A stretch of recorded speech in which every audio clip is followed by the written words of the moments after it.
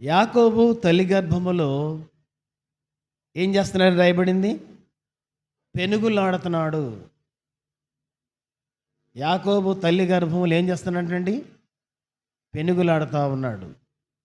ఇస్సాకు రిబ్కాకి చాలా పిల్లలు లేనప్పుడు దేవుడు గర్భాన్ని ఇచ్చిన తర్వాత మాట్లాడుతూ ఉన్నాడు, రిబ్కా, నీ కడుపులో ఇద్దరున్నారు, ఒకేసారి వారు గర్భం ధరించావు, ఇద్దరిని కంటావు. అయితే చిన్నవాడు పెద్దవాడి కంటే ఆశ్చర్యకరంగా నేను చేస్తాను అన్నాడు. ఇది రిబ్కాతోటి దేవుడు ఏం చేశాడు? వాగ్దానం చేశాడు. ఇప్పుడు యాకోబు లోన చిన్నవాడు మడాన్ని పట్టుకొని లాగుతా ఉన్నాడు, నేను ముందుకు రావాలి, నేను పుట్టాలని. అంటే ఇది అమ్మా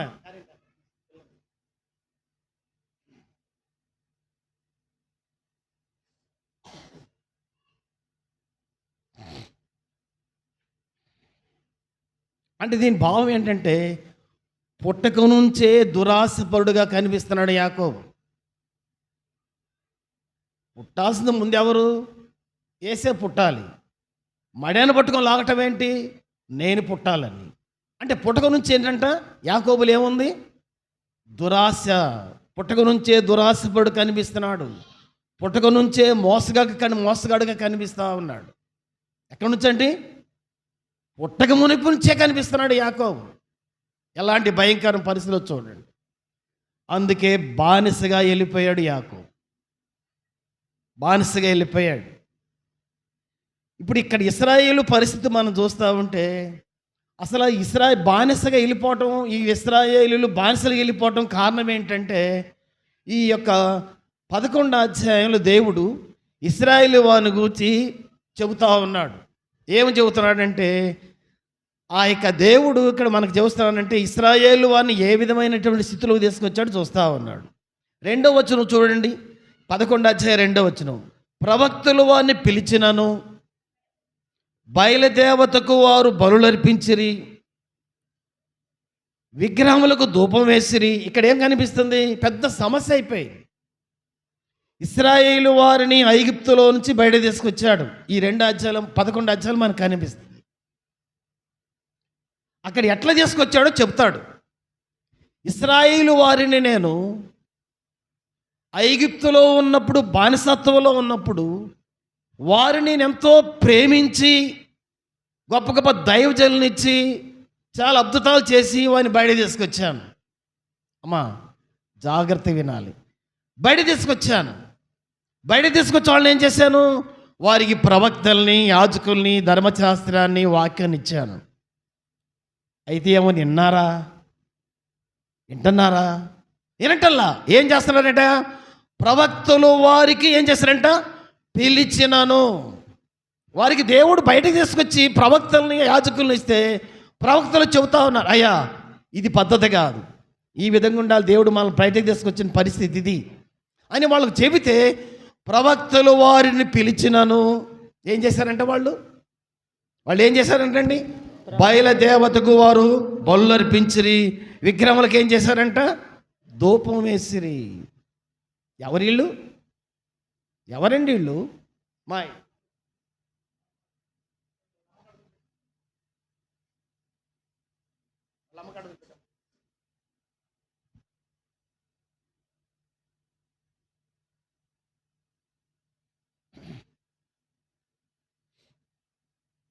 ఎవరిళ్ళు?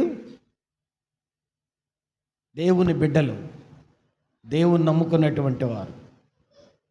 ఇక్కడ మనం చూస్తూ ఉంటే 5వ వచనం చూడండి, 11వ అధ్యాయం 5వ వచనం చూడండి. 5వ వచనం. ఐగుప్తు దేశమునకు వారు మరలా తిరిగిపోరు గాని నన్ను విసర్జించినందున అషూర్ రాజు వారి మీద ప్రభుత్వం చేయును. ఇక్కడ చూడండి, మరలా ఐగుప్తులోనికి వారు తిరిగిపోరు. అయితే జరిగిన విషయం ఏంటంటే, పారు కానీ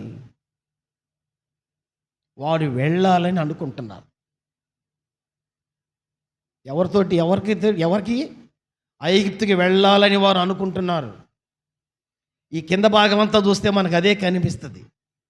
ఐగుప్తులోంచి బయటకు వచ్చారు కానీ, దేవుని బిడ్డలారా, ఐగుప్తులోంచి బయటకు వచ్చారు కానీ చెట్టు నరకబడింది, అయితే సిగురిస్తా ఉంది.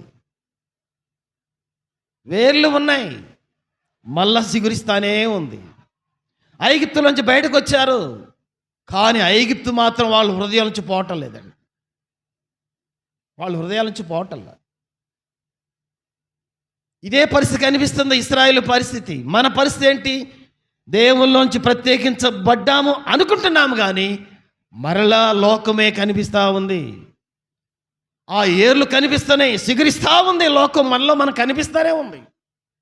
ఆ విషయాన్ని దేవుడు ఇక్కడ చెప్తా ఉన్నాడు.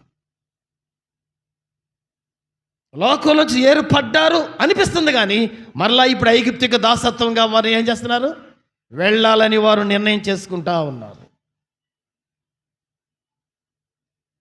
2వ వచనం చూడండి, 12వ అధ్యాయము 1వ వచనం చూడండి. ఎఫ్రాయిము గాలిని మేయుచున్నాడు, తూర్పు గాలిని వెంటాడుచున్నాడు, మానక దినమెల్లా అబద్ధమాడుచు బలాత్కారము చేయుచున్నాడు. జనులు అష్షూరీయులతో సంధి చేసెదరు, అష్షూరీయులతో సంధి చేసుకుంటా ఉన్నారు. ఐగుప్తునకు తైలం పంపించెదరు. ఏం చేస్తున్నారంట? ఐగుప్తుకి తైలం పంపిస్తా ఉన్నారు. యూదా వారి మీద చాలమ్మా. చూసారు ఇక్కడ ఏమన్నారు? వారు ఇక్కడ ఏమన్నారంట? ఎఫ్రాయిం అంటే ఎవరంటే ఇశ్రాయేలు గురించి మాట్లాడుతున్నారు. ఇశ్రాయేలు వారి పరిస్థితి ఎట్లంటే గాలిని మేస్తున్నారు. మనం అంటాను కదా, గాలిని మేస్తున్నారంటే ఈడు గాలికి తిరుగుతున్నాడు అని అంటారు. ఏం చేస్తున్నాడు? ఈడు గాలికి తిరుగుతున్నాడు, వీడికి పని బాట ఏం లేదు, గాలికి తిరిగే రకం. ఇశ్రాయేలు వారి పరిస్థితి అట్లా ఉందన్నమాట. ఎవరితో సంధి చేసుకున్నారంట? అష్షూరీయులతో సంధి చేసుకుంటా ఉన్నారు. ఇశ్రాయేలు వారి యొక్క పరిస్థితి ఏంటంటే ఎవరితో కూడా సంధి చేసుకోకూడదు. అది దేవుడు వాళ్ళకి ఇచ్చినటువంటి క్రమం. వారు సంధి అంతా దేవునితోనే, దేవుడు వారికి మనుషులతో సంధి ఎవరితో కుదరదు, అంగీకరించాడు దేవుడు. అయితే ఇప్పుడు ఏం చేశాడు ఇక్కడ? వీళ్ళు ఏం చేస్తున్నారు? ఇశ్రాయేలీలు అష్షూరీయులతో సంధి చేసుకుంటా ఉన్నారు. ఐగుప్తులకి ఏం చేస్తున్నారంట? నూనె పంపిస్తూ ఉన్నారు. అంటే నూనె పంపిస్తున్నారని అర్థం ఏంటి? నూనె పంపిస్తున్నారని అర్థం ఏంటి? మేమేమై ఉన్నాం? బాయ్, మేము సహోదరులమే, మీరు ఏమనుకోబాకండి, మీరు మాకు యజమానులు. నూనె అంటే తేలిక వస్తుందంటండి. నూనె తేలిగ్గా వస్తుందా? అది 1 కిలో 2 కిలోలు కాదండి, టన్నులు పంపించాలి. ఎక్కడి నుంచి పంపించాలి? ఇశ్రాయేల్ దేశంలోంచి ఒలీవ నూనె ఎంత కష్టపడితే వస్తుందో దీన్ని టన్నులు పంపిస్తున్నారు. ఎక్కడికి? ఐగుప్తుకు పంపిస్తున్నారు. ఎందుకు పంపిస్తున్నారు? మీరు మాకు యజమానులు. ఐగుప్తు నుంచి వచ్చేసారు, మీరు మాకు యజమానులు, మీరు ఏమనుకోబాకండి, మేము మీకు బాయ్. ఇదండి వాళ్ళ పరిస్థితి. లోకం నుంచి వచ్చారు కానీ లోకం వదిలిపెట్టట్లా, వారిలో నుంచి పోవట్లేదండి. ఇదని మన పరిస్థితి ఏంటి? అయ్యలారా, లోకం నుంచి వచ్చాం, మరి మన పరిస్థితి ఏంటి? మనం ఎలా ఉన్నాం? అష్షూరీయులతో సహవాసం చేసుకుంటా ఉన్నారు, సంధి చేసుకుంటా ఉన్నారు, ఐగుప్తులతో సహవాసం చేస్తూ ఉన్నారు. లోకానికి మీరు వేరే బ్రతకాలని దేవుడు పిలిస్తే, అంతే కదండి, దేవుడు పిలిచిన ఉద్దేశం ఏంటి? మీరు లోకానికి తెగదించుకోవాలి, లోకానికి మీకు కుదరదు అంటే ఇప్పుడు అంటా ఉన్నారు లోకం కూడా కావాలి, లోకంతో సంధి చేసుకుంటా ఉన్నాం. చూడండి ఎలాంటి భయంకర పరిస్థితితో లోకంతో సంధి చేసుకున్నారంటే, అయ్యా ఇటు చూడండి ఒకసారి, లోకంతో సంధి చేసుకున్నారంటే దేవునితో సహవాసం లేదండి. ఇది చాలా చాలా బాధకరమైన విషయాలు. లోకంతో సంధి చేసుకునేటువంటి వారికి దేవునితో సహవాసం ఉండదు. దేవునితో సహవాసం ఉండదు. దేవునితో సహవాసం లేకపోతే ఎంత అవివేకము, ఎంత అజ్ఞానము చూడండి. ఎంత బాధకరమైన విషయంలో చూడండి. ఇదేం మన సంగతి ఏంటి? అసలు వాళ్ళ పరిస్థితి. ఐగుప్తులోంచి దేవుడు ఎన్ని అద్భుతాలు చేసి తీసుకొస్తే మీరు వేరే బ్రతకమని చెబితే ఇప్పుడు వీళ్ళు అలా ఉండకుండగా ఐగుప్తీయులతో ఏం చేస్తున్నారు? సంధి చేసుకున్నారు. అసూర్యులతో సంధి చేసుకుంటా ఉన్నారు. దేవునితో సహవాసం తెంచేసుకున్నారు.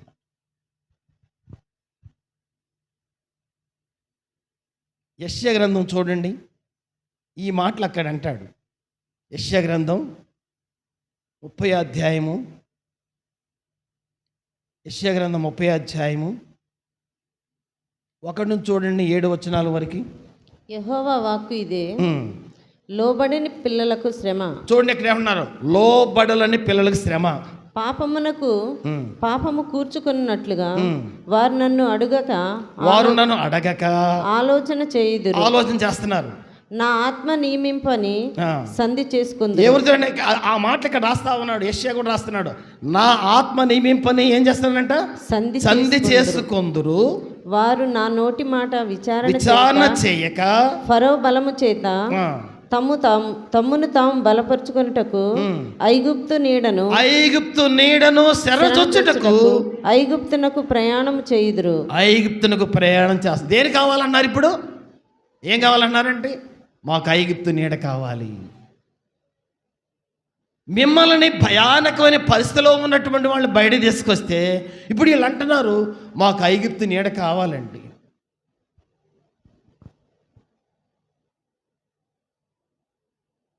మాకు ఐగుప్తు రాజు కావాలండి,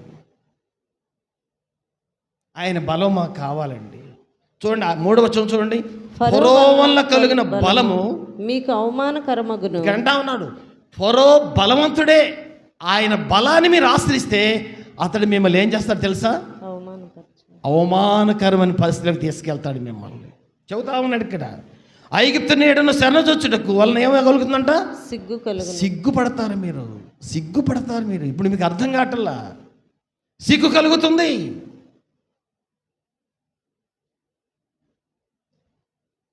ఏడవ వచనం చూడండి. ఐగుప్తు వలన సహాయము పనికి మాలినది నిష్ప్రయోజనమైనది. అందుచేతను ఏమియో చేయక ఊరకుండు గప్పాల మారే దానికి పేరు పెట్టుచున్నాను. దేనికంట? ఐగుప్తుకి. చూడసు ఐగుప్తు సహాయం మీకు ఎట్లుండదంట? ఏమంటాడు? పనికి మాలిన సహాయం, అది నిష్ప్రయోజనమైనది. దానివల్ల మీకు ప్రయోజనమే ఉండదు. ఇది నాన్న దేవుని బిడ్డలంగా చెప్పుకునేటువంటి మనం ఏమండి, ఎవరు సహాయం అండి మనకి? ఏవు సహాయం కోరుకుంటున్నాం? వారు ఐగుప్తు నుంచి బయటకు వచ్చారు కానీ ఐగుప్తు సహవాసం మాత్రం పోలేదండి. ఆ రాజు సహాయం కావాలి, వారి నీడ మాకు కావాలి, వారి ఆశ్రయం మాకు కావాలని ఈ యొక్క ఇశ్రాయేలీలు వారి ఎంట పడతా ఉన్నారు. దేవుడు చెబుతా ఉన్నారు, బాబు ఐగుప్తు సహాయం మీకు పనికి మాలింది. దాని దగ్గరికి వెళ్ళారంటే మీకు సిగ్గు కలుగుద్ది, అవమానకరమైన పరిస్థితులు మీకు వస్తాయి, నాశనం వస్తుంది, భయానకమైన పరిస్థితులు మీరు చూస్తారు. వినే పరిస్థితి కనిపించట్లేదండి, ఇశ్రాయేలుకి కనిపించట్లా. దేవుడు చెప్పే మాటలు ఏమాత్రం వినే పరిస్థితి కనిపించట్లా.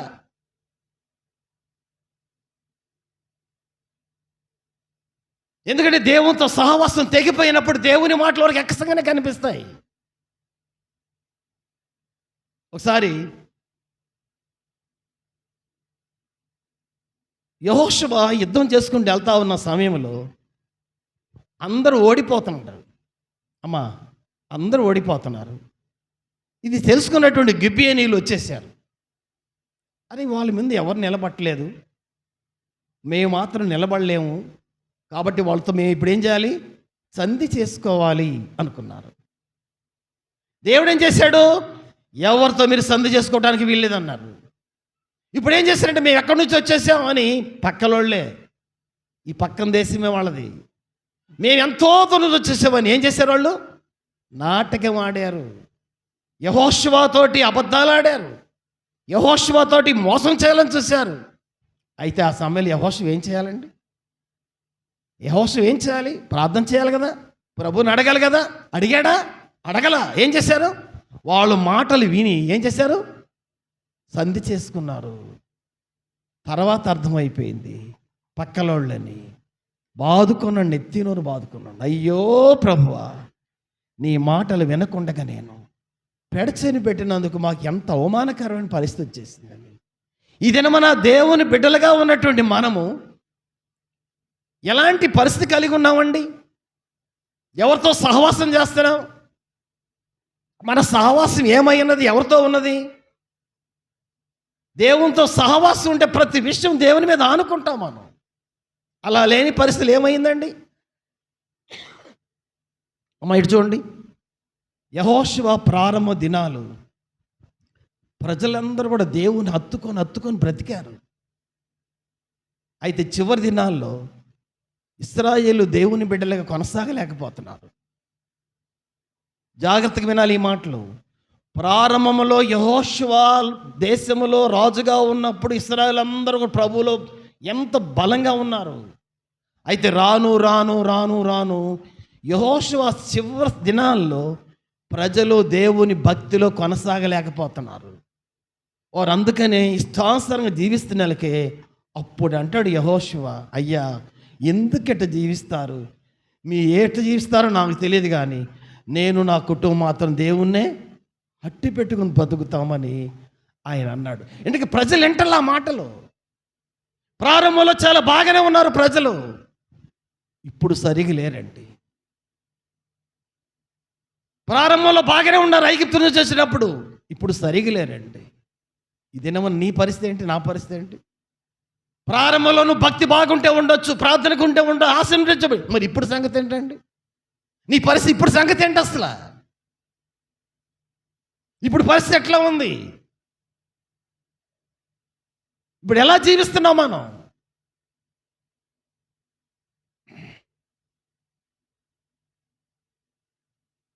ఐగుప్తులో యాకోబు పుట్టక నుంచి మోసగాడే, మోసం చేయడానికే పుట్టాడు అనిపిస్తా ఉంది అతను.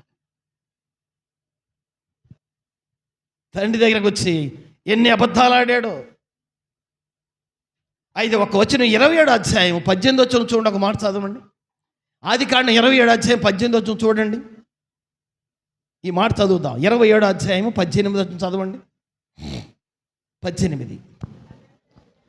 అతడు తన తండ్రి యొద్దకు వచ్చి నా తండ్రి అని పిలవగా అతడు ఏమి నా కుమారుడా నీ వివరణని అడిగాను. వినాలి, ఇక్కడ వినాలి, జాగ్రత్త వినాలి. ఈ యాకోబు దగ్గరికి, యాకోబు ఇస్సాకు దగ్గరికి ఎందుకు వచ్చాడు అమ్మా? ఎందుకు వచ్చాడు? హలో, ఎందుకు వచ్చాడు? ఎందుకు వచ్చాడండి? ఆశీర్వాదం అమ్మ ఏంది?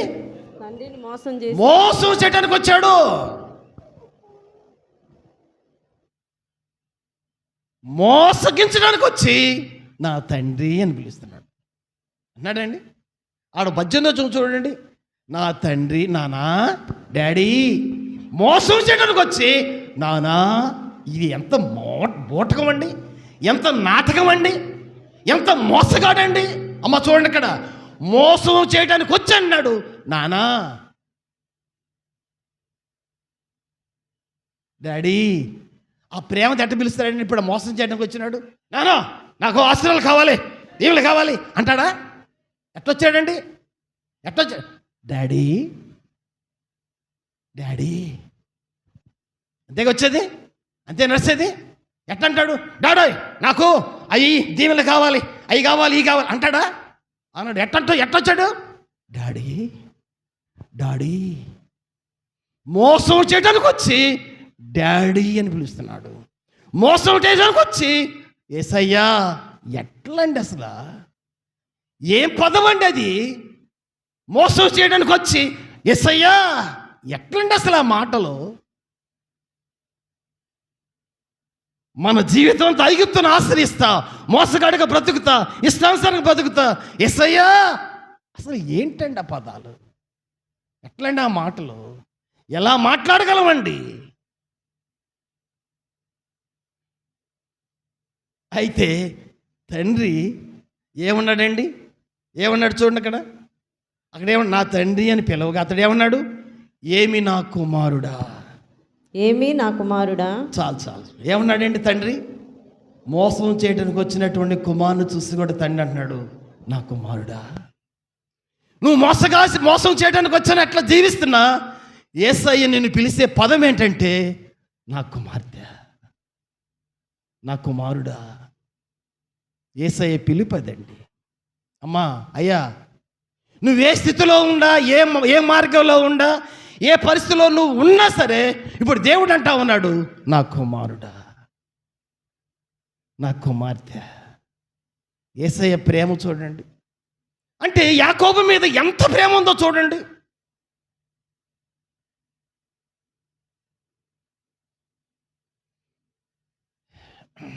ఎంత ప్రేమ చూపిస్తున్నాడు, ఎంత ప్రేమ చూపిస్తున్నాడు. లోన ఒకటి బయట ఒకటి, అంతే కదండి. లోన్ ఒకటి బయట ఒకటి, లోన్ ఒకటి బయట ఒకటి. ఎంత మోసం, ఎంత మోసం. కన్న తండ్రినే మోసగిస్తూ ఉన్నాడు. పరాయిళ్ళు మోసగించడం లెక్కే ఉంటుందండి. ఏమండి, కన్న తండ్రిని మోసగించేటువంటి వాడు పరాయిలు మోసగించడం లెక్కే ఉంటుంది. మోసం బయట ఒకటి, లోపల ఒకటి. ఎంత మోసం, ఎంత మోసం, ఎంత మోసం. అమ్మా, ఇటు చూడండి ఒకసారి, అందరూ మీరు చూడండి. నువ్వు ఎంత మోసగత్తివో, ఎంత మోసగాడువో ఒకసారి వినాలి. నీ సాక్ష్యం నీ భర్త చెప్పాలి, నా సాక్ష్యం నా భార్య చెప్పాలి, నీ సాక్ష్యం నీ భర్త చెప్పాలి, నీ సాక్ష్యం నీ భార్య చెప్పాలి. నీ కుటుంబంలో నీ సాక్ష్యం ఏమని? నా భార్య. అమ్మో, నా భార్య మోసగత్తెరా, చెప్పకూడదు. మన సాక్ష్యం, మన సాక్ష్యం ఉండకూడదండి, మన కుటుంబంలో ఉండకూడదు. నీ భర్త చెప్పాలి. అమ్మ, ఇటు చూడండి ఒకసారి. నేను స్తోత్రం చేద్దామా? హల్లెలూయా. బిగ్గరగా చెప్పండి. తిని రాలేదా? మీరు వచ్చేటప్పుడు ఫుల్గా తినరండి. వచ్చేటప్పుడు ఏం చేయాలి? ఫుల్గా తినరండి. ఇక్కడ ఎందుకంటే మరి రాజు ఇక్కడ పాటలు పాడుతున్నా, మరి ఆరాధన చేస్తున్నా, బిగ్గరగా ఆరాధన చేస్తున్నప్పుడు మనం కూడా ఏం చేయాలి? ఆరాధన చేయాలి కదా. ఆరాధన చేయకపోతే, తినకపోతే ఏం ఆరాధన చేస్తాం? హల్లెలూయా, హల్లెలూయా. ఆ చెప్పపోయినా బాధలేదు, హృదయపూర్వకంగా బిగ్గరగా చేద్దాం. హల్లెలూయా. వరికి తినరండి. మీరు వచ్చేటప్పుడు ఫుల్గా తినరండి. నేను కూడా తిని రాకపోతే నా భార్య అస్సలు ఊరుకోదు. ఏదో తినిందా ఊరుకోదు. కొంచెం నాకు అర్జెంటుగా ఏమన్నా కానీ తినకుండా పోవడానికి వెళ్ళేది. నీ భార్య చెప్పాలి ఏమని? నా భర్త ఈ సాక్ష్యం, నా భార్య ఇలాంటి ఆమెని. ఒక సాక్షి ఉండాలండి. సాక్ష్యం లేని క్రైస్తవులు కారు.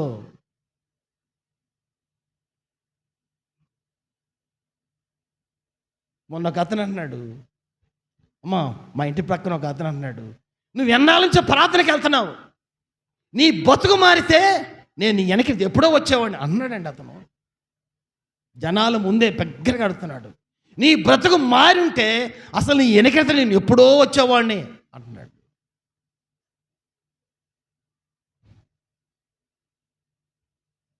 యాకోబు హృదయమంతా లోన పుచ్చిపోయింది. యాకోబు హృదయమంతా లోనేమైందండి? పుచ్చిపోయింది.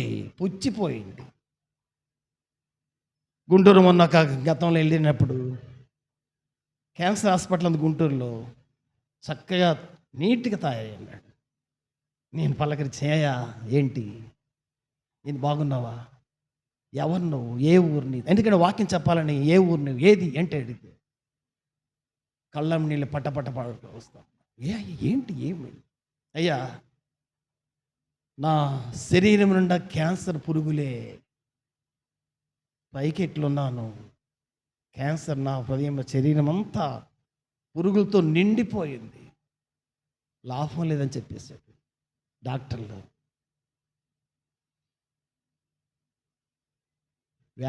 వేదన. మా ఊర్లో చెప్పాలంటే రజకులు అతను, తన కొడుకు 25 సంవత్సరాలు కిడ్నీ పోయిందని గుంటూరు తీసుకెళ్లారు. తండ్రి అన్నాడు, నా కిడ్నీ ఇస్తానండి అన్నాడు. వాళ్ళ నాన్న వచ్చాడు, సరే కిడ్నీ ఇస్తానని ఇచ్చేసాడు. తండ్రికి ఇచ్చేసాడు, కొడుకు ఇచ్చేసాడు, కిడ్నీ వేసేసారు. వేసిన వారం రోజులు కుమారుడు చనిపోయాడు.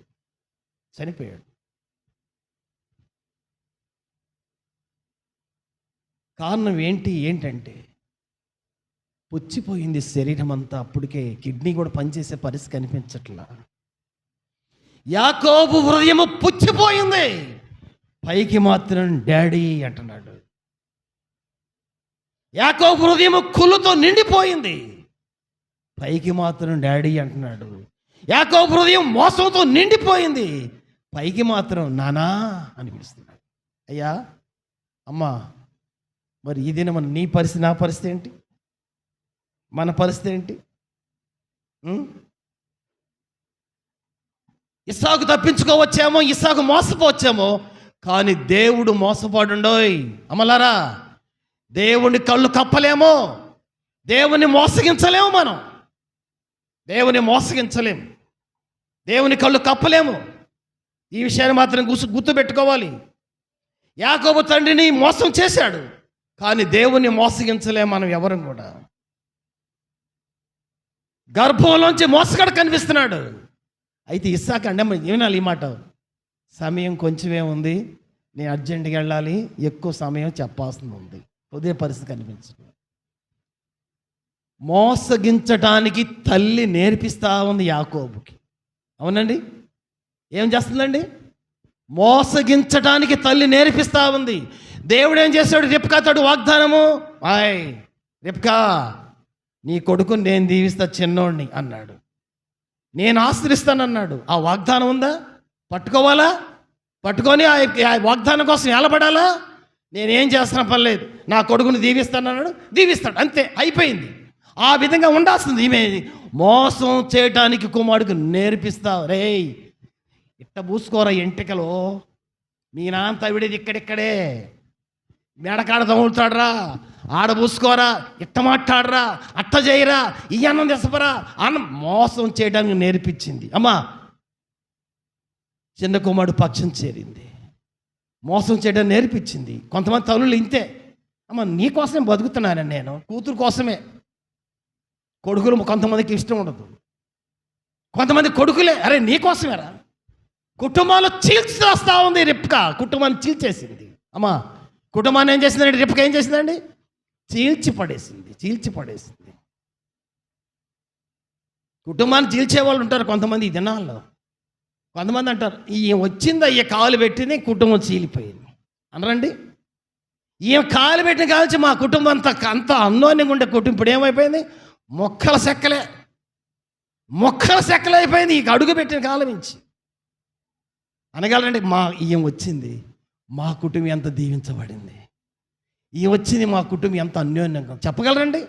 ఈ వచ్చింది మొక్కలే, ఏ రిబ్కా వచ్చేసింది మొక్కలు ఎప్పుడైపోయింది, చీలిపోయిందండి కుటుంబం, చీలగొట్టేసింది.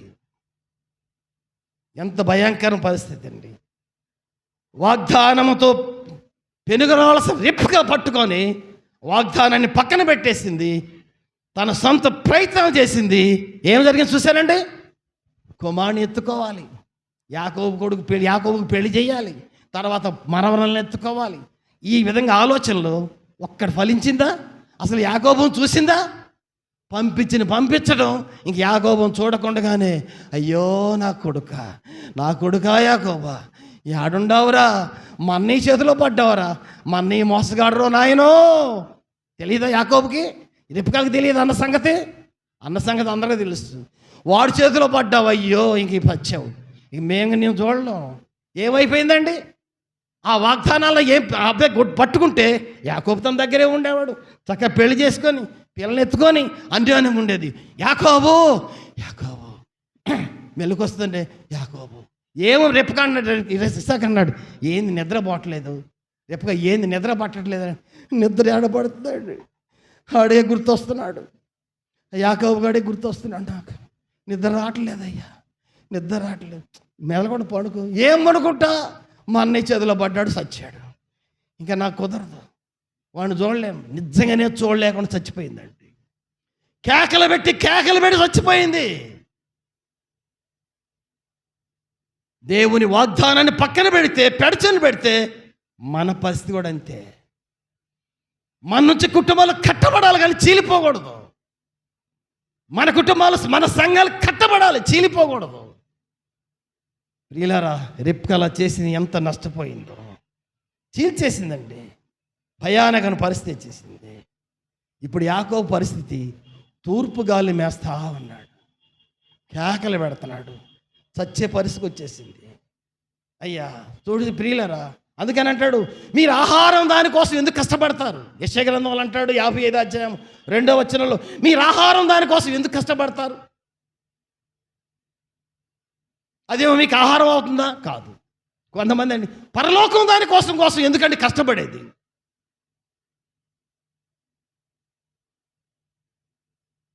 ఆ చక్కని మాట అంటాడు, మీకు పరలోకం ఇవ్వని దానికోసం ఎందుకు తిప్పలు పడతారు? నిత్యరాజ్యం ఇవ్వని దానికోసం మీరు ఎందుకు బాధపడతారు? ఎందుకు మీరు ఏడుస్తే దానికోసం ఎందుకు పరిగెత్తుతారు? ఈ లోకం కోసం ఎందుకు పరిగెత్తారు? అది మీకు పరలోకం ఇస్తుందా? మీకు ఆహారం ఇస్తుందా? మీకేమైనా జీవం ఇస్తుందా?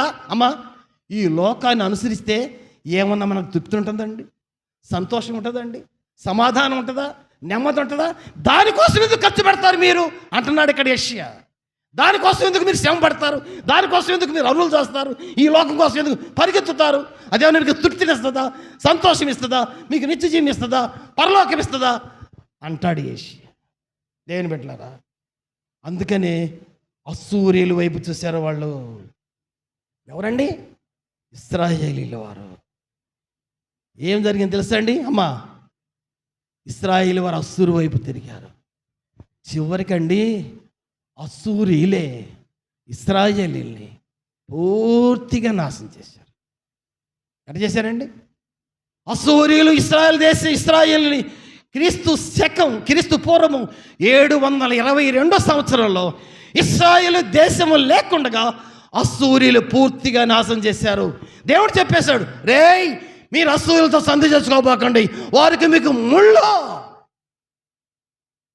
మీకు సిగ్గు కలుగుద్ది అని చెప్పినప్పుడు వాడు ఎల్లా. ఇప్పుడు ఏం జరిగిందండి? క్రీస్తు పూర్వం 722 సంవత్సరము ఇశ్రాయేలీయుల మీదకి అశ్షూరీయులు వచ్చేసి సమూలంగా నాశనం చేశారు. సమూలంగా నాశనం చేశారు. అయితే నేను ఒక మాట చెప్పి ముగిస్తాను. యాకోబు ఇక్కడ అంటా ఉన్నాడు, అదే 3వ వచనంలో, చిన్నతనం నుంచి పాపము పాపము పాపము పాపము చేస్తా ఉన్నాడు. ఇప్పుడు చచ్చిపోయే పరిస్థితి వచ్చేసి యాకోబుకి. చావు కనిపిస్తూ ఉంది. అన్నలు కత్తులు తీసుకొని వస్తూ ఉన్నారు, ఇటుపక్క మామ కత్తులు తీసుకొని వస్తున్నారు, ఎడు చూసినా మరణమే కనిపిస్తుంది. అప్పుడు ఆ సమయంలో ఇప్పుడు 3వ వచనం చూడండి, 3వ వచనం చదవండి, 3వ వచనం చదవండి. హోషేయ గ్రంథం 12:3, తల్లి గర్భమందు ఏం చేశారంటండి? మడెమును పట్టుకొనెను. అదన్నమాట ఇక్కడ జరిగిన విషయం చూడండి. యాకోబు చిన్నతనం నుంచే మోసం చేస్తూ వచ్చాడు, కానీ ఇప్పుడు జరిగిన విషయం ఏంటంటే మన అపాయం వచ్చేసరికి దేవుని కాళ్ళు పట్టుకున్నాడు. అది ఇక్కడ జరిగిన విషయం. ఎవరి కాళ్ళు పట్టుకున్నాడండి? దేవుని కాళ్ళు పట్టుకున్నాడు. దేవుని పాదాల మీద పడ్డాడు. అయ్యా, నేను పుట్టిన కాలం నుంచి మోసగాడినే, పుట్టకతోనే నా మోసం. అయ్యా అయ్యా అయ్యా నేను మోసగాడిని, నన్ను క్షమించమని కాళ్ళ మీద పడ్డాడండి, దేవుని కాళ్ళ మీద. అమ్మా ఒకసారి చూడండి, ఇది మనం గమనించాలి. యాకోబు ఒక్కడే మిగిలిపోయాడు, అందరిని పంపించేశాడు. ఇప్పుడు దేవునితో ఏం చేస్తున్నాడు? పెనుగులాడుతున్నాడు. దేవునితో పెరుగులాడుతున్నాడు. వదిలిపెట్టట్లేదు దేవుణ్ణి. దేవుణ్ణి వదిలిపెట్టలేదంటే దేవుణ్ణి వదిలిపెట్టం కాదు, ఆయన ప్రార్థన దేవుణ్ణి బంధించేసింది. పోలేకపోతున్నాడు దేవుడు. అప్పుడు దేవుడు ఏం చేశాడంటే కొట్టాడు, తొడ మీద కొట్టేలకే. అయ్యా, తొడ ఏమైపోయిందండి? వసిలింది. తొలగిపోయినా కానీ, దేవా తొడ తొలగిపోయినా, ఈ తొడ తొలగిపోయినా, నా ప్రాణం పైన నిన్ను మాత్రం నేను వదిలిపెట్టను. అది ప్రార్థన. అది ప్రార్థన. దేవుని కృప కోసం కనిపెట్టుకున్నాడు. పుట్టిన కాలం నుంచి చచ్చే వరకు మోసగాడుగా ఉన్నాడు. ఈ చివరి సమయంలోనైనా మోసగాడిని, ప్రభా మోసగాడినయ్యా, నన్ను క్షమించయ్యని కాళ్ళ ఎళ్ళబడ్డాడు. దేవుని కాళ్ళు పట్టుకున్నాడు. అప్పుడు దేవుడు ఏం చేశాడండి? యాకోబు ప్రార్థన విని కనికర చూపించి అప్పుడు ఇశ్రాయేలుగా మార్చాడు యాకోబుని. ఎంత దీవించాడో చూడండి యాకోబుని, ఎంత ఆశ్రయించాడో దేవుడికి చూడండి యాకోబుని. నువ్వు ఎంతకాలం ఏ స్థితిలో ఉన్నా సరే, అసూర్యులను ఆశ్రయించిన, ఐగుప్తులను ఆశ్రయించిన, లోకాన్ని ఆశ్రయించిన ప్రియులరా, ఇది చివరి సమయం. దేవుని కాళ్ళు పట్టుకుంటే నీ మీద కనికరం చూపిస్తాడు కదా. దేవుని కాళ్ళు పట్టుకుంటే నేను వదిలిపెట్టాడు కదా. అమ్మా, పశ్చాత్తాపం అనేది నీ కలిగితే చాలు, దేవుని కృప ఆకాశం నుంచి వర్షంలా కురిపిస్తాడండి. నీ హృదయంలో పశ్చాత్తాపం కలిగిందంటే దేవుడు తన పరలోకం నుంచి తన కృపను ఏం చేస్తాడు, నీ మీద తొలకరి వానలాగా కురిపిస్తాడు. అయితే యాకోబుల పశ్చాత్తాపం కలిగింది, దేవుడు వెంటనే హత్తుకున్నాడండి. ఓ నా కుమారుడా, నిన్ను దీవిస్తాను కుమారుడా. దీవించేశాడండి, యాకోబును దీవించాడు. యాకోబును దీవించిన దేవుడు నిన్ను దీవించడానికి ఇష్టపడుతున్నాడు. మోసగాడని యాకోబును ఆశ్రయించిన దేవుడు, ఆయన కాళ్ళు పట్టుకున్నప్పుడు దీవించిన దేవుడు నిన్ను ఆశ్రయించడానికి, దీవించడానికి ఇష్టపడుతున్నాడు. దేవుడు ఇంత ప్రేమ చూడండి, ఎంత ప్రేమ, ఎంత దయ చూడండి. ప్రార్థన చేసుకుందాం, తలంచి కళ్ళు మూసుకుందాం, ప్రార్థన చేసుకుందాం, తలంచి కళ్ళు మూసుకుందాం. సహోదరి సహోదరులారా,